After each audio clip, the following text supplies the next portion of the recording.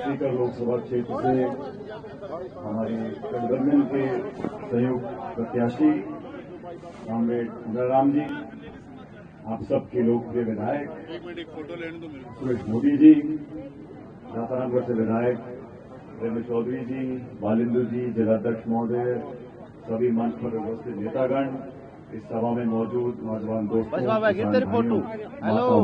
पटाला। सबसे पहले मैं आपका धन्यवाद करता हूं कि आप सब इतनी गर्मी में यहां बहुत देर से बैठे हो। लोकसभा का चुनाव हमारे सामने है। पहले चरण में सीकर लोकसभा क्षेत्र के लोगों को अपना सांसद चुनना है। 19 तारीख को मतदान है, बहुत कम समय बचा है और देश में जो हालात बने हैं उन हालातों को देखते हुए कांग्रेस और तमाम विपक्ष के साथियों ने एक गठबंधन बनाया है, इंडिया गठबंधन, और उस गठबंधन के तहत कुछ सीटों पर हम लोग मिलकर चुनाव लड़ रहे हैं। आप सब जानते हो 10 साल में इस देश में जो हालात निर्मित हुए, जो पूर्ण बहुमत की सरकार दिल्ली में है, वो भी जनता ने चुनकर भेजी थी। एक विश्वास कर अपना मतदान किया था कि वो सरकार बनेगी तो भ्रष्टाचार, महंगाई, बेरोजगारी, इन सब पर काबू कर इस देश को उन्नति और प्रगति के रास्ते पर लेकर जाएंगे। लेकिन इन 10 सालों में जो 300 पार किया 2019 में, उसके बाद सरकार ने क्या कानून बनाए? किसानों के खिलाफ 3 कृषि कानून बनाए, काले कानून, नोटबंदी लागू कर दी, जीएसटी लागू कर दिया, निर्वाचित मुख्यमंत्रियों को जेल में डाल रहे हैं। ये हाल तो 300 पार के बाद है, और कभी 400 पार हो गया तो अब कल्पना करो क्या होगा इस देश के अंदर।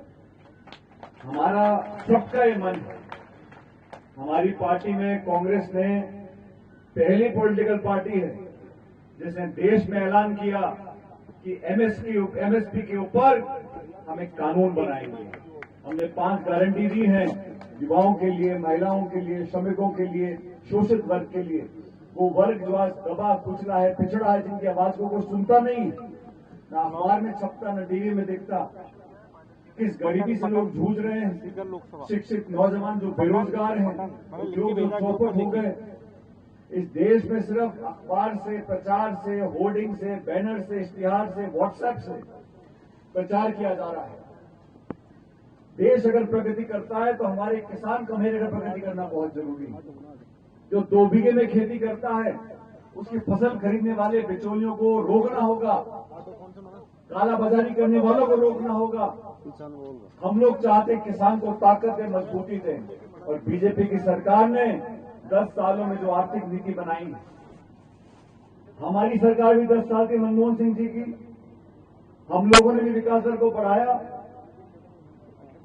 लेकिन 20 करोड़ लोगों को गरीबी रेखा से ऊपर उठाया, नरेगा का कानून बनाया।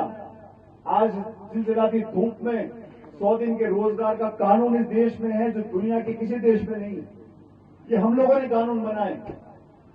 भारतीय जनता पार्टी का जो शासन है देश में, उनको अपने 10 साल की रिपोर्ट कार्ड दिखानी चाहिए कि 10 साल में हमने इतना काम किया। जब से देश आजाद हुआ है, ऐतिहासिक बेरोजगारी आज देश में है, और बीजेपी ने कहा था कि नहीं कहा था कि हम 2 करोड़ रोजगार हर साल देंगे? कहा था 2 करोड़ का। आप इतने लोग बैठे हो, आप में से कितनों को सरकारी नौकरी मिली? और इनको नौकरी की चिंता नहीं। भारतीय जनता पार्टी ने इस देश में एक ऐसा शासन कायम किया है जो हमारे गणतंत्र को, हमारे लोकतंत्र को, हमारी संवैधानिक संस्थाओं को चुनौती दे रहा है। आप सब ने देखा होगा, चंडीगढ़ में महापौर के चुनाव थे, वहां अधिकारी बैठ के वोटों को खराब कर रहा था। सुप्रीम कोर्ट ने हस्तक्षेप किया, तब जाके न्याय वहां पर हुआ। इलेक्टोरल बॉन्ड के नाम पर हजारों करोड़ रुपए का चंदा बीजेपी ने लिया। सुप्रीम कोर्ट ने कहा कि इलेक्टोरल बॉन्ड गलत है, गैर कानूनी है, तब जाके रोक लगी। और हम लोगों ने सीकर में आप सबके आशीर्वाद से अधिकांश सीटें कांग्रेस पार्टी जीती थी, लेकिन फिर भी इस देश में एक मजबूत विपक्ष बने, इंडिया अलायंस के गठबंधन को मान सम्मान देते हुए कांग्रेस पार्टी ने निर्णय किया कि सीकर लोकसभा क्षेत्र से यहां से सीट के हमारे साथी अमरनाथ जी चुनाव लड़ेंगे। अब अमरनाथ जी पुराने आदमी हुए, आप सब जानते हो नहीं जानते उनको? ये भी पुराने संघर्षशील व्यक्ति हैं, बहुत अगड़ाई हुई इनकी भी, और खाल पक्की पड़ गई, 30-40 साल से धक्के खा रहे हैं। मजाक तो नहीं कर रहा, मैं गलत बोल रहा हूं? तो अमरनाथ जी भी बहुत मजबूत कर्मठ जमीनी कार्यकर्ता अपनी पार्टी के हैं, और आज दातारामगढ़ के विधायक वीरेंद्र जी यहां पर इनके लिए वोट मांगने आए हैं। आप सोचो क्या सोचकर हम लोगों ने मिलकर इस चुनाव को लड़ रहा है। दातारामगढ़ के विधायक वीरेंद्र जी यहां पे वोट मांग रहे हैं और मन से मांग रहे हैं। राम जी अब खेत में जाओगे दोबारा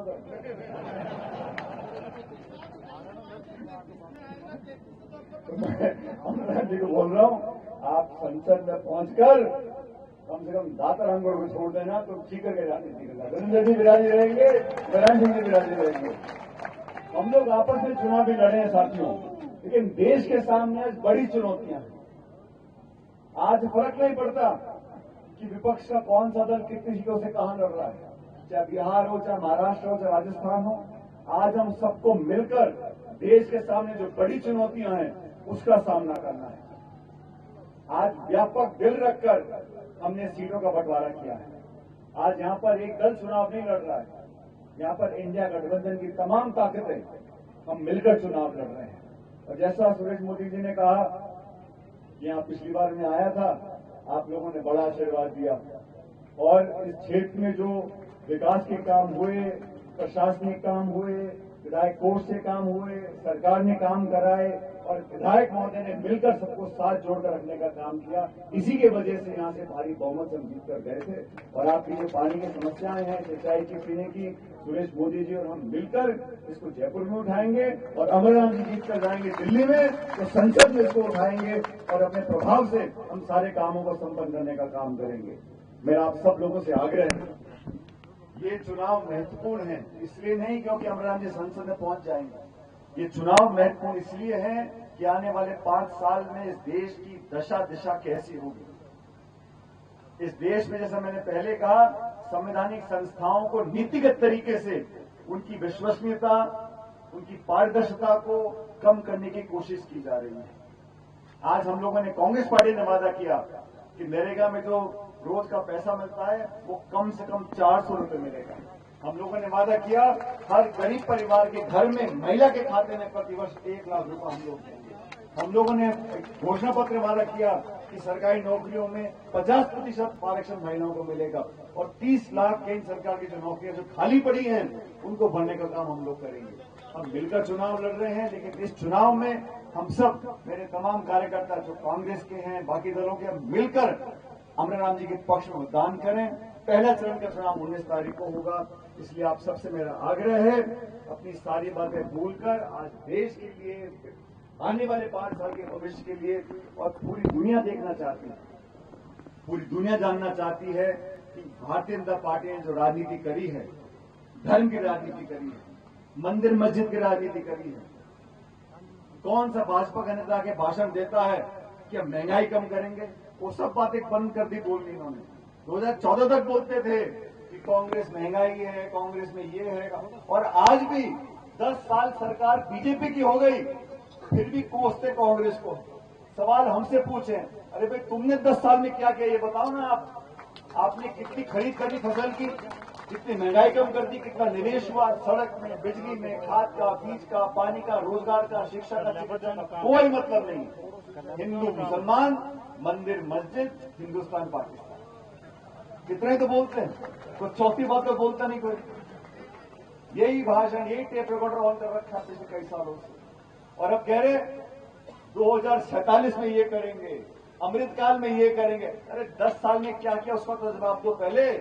तो 2 बार वोट लिए थे और जनता भी, तुम भी जनार्दन पूरे हो, कभी इस बाबा को वोट डाल दो, कभी उस बाबा को वोट डाल दो, और 10 साल से कोई आता पता नहीं। ऐसे व्यक्ति को वोट दो जिसकी बांह पकड़ के आप काम करा सको, जबकि बीच का हो, जो बीच पे रहता हो, आपके 24 घंटे दुख सुख का भागीदार बने। और मैं, हमारी जिला कांग्रेस कमेटी के अध्यक्षा जी हैं, हम सब कांग्रेस के विधायक और नेता, हम सब साथ मिलकर अमराराम जी के पक्ष में वोट मांग रहे हैं, आपके लिए मांग रहे हैं। आपकी विकास और प्रगति की आशा हम लोगों को है और पूरा विश्वास है कि 19 तारीख को आप लोग हमारे गठबंधन के प्रत्याशी को जिताकर भेजोगे। और पाटन और नीम का थाना से रिश्ता आज का नहीं है। सूर्य जी तो बहुत देर में राजनीति में आए हैं। आपका पूरा परिवार जुड़ा रहा कांग्रेस से, हम सब, मेरा खुद का व्यक्तिगत यहां से बहुत पुराना संबंध है। और अमरनाथ जी के चुनाव प्रचार के लिए मुझे सीताराम येचुरी, बृंदा कराच जी, तमाम नेताओं ने मुझे कहा कि हम सब ने मिलकर एक ऐसे व्यक्ति को टिकट दिया है जो किसान और मजदूर की आवाज को उठाता रहा। और ये मैं देख चुका, हम सरकार में थे तब भी अमरनाथ जी कभी यहां पे धरना, यहां पे भूख हड़ताल, ये चिल्लाना, वो चीखना, लेकिन किसी लिए करते थे? सरकारों का विरोध करना कोई बुरी बात नहीं। अगर जनता के हित में, मैं प्रदेश कांग्रेस का अध्यक्ष था, हम भी संघर्ष करते थे, विरोध करते थे और जमकर करते थे, लेकिन व्यक्तिगत नहीं करते थे, नफरत की राजनीति नहीं करते थे। सिद्धांत की, उसूल की, नौजवानों के लिए, किसानों के लिए धरने भी किए, प्रदर्शन भी किए। लोकतंत्र में विपक्ष उतना महत्वपूर्ण जितना सरकार है। ये तराजू है, इसको बराबर में आंकना पड़ेगा। लोकतंत्र तब मजबूत है जब विपक्ष मजबूत है।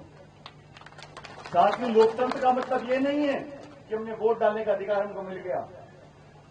वोट तो रूस में भी पड़ते हैं, वोट तो पाकिस्तान में पड़ते हैं, लेकिन लोकतंत्र वहां मजबूत है जहां संवैधानिक संस्थाएं मजबूत हैं, जहां संसद में जवाबदेही होती है। ये वो सरकार है जिसने एक दिन में 147 सांसदों को निलंबित कर दिया और फिर सारे कानून पास करा दिए। संस्थाओं को बचाने के लिए, किसानों की आवाज को बुलंद करने के लिए, नौजवानों का बेहतर भविष्य तलाशने के लिए 19 तारीख को आपको अमरनाथ जी को वोट डालना है। ये आग्रह करने के लिए आपके बीच में आया था। आपने बहुत चैन से मेरी बात को सुना और जैसे मैंने शुरू में कहा, अब वीरेंद्र जी संदेश लेकर आए हैं, नारायण सिंह जी का भी, कि अमरनाथ जी को जिताना है। आप समझ लो, सब मिलकर एकजुटता से चुनाव लड़ रहे हैं। भारी बहुमत से 19 तारीख को अमरनाथ जी को वोट डालकर जिताओ और आप सब परिवार सहित हमेशा मुस्कुराओ, फूलो, आगे बढ़ो। फिर आपको बहुत बहुत शुभकामनाएं। जय हिंद, राम राम साहब।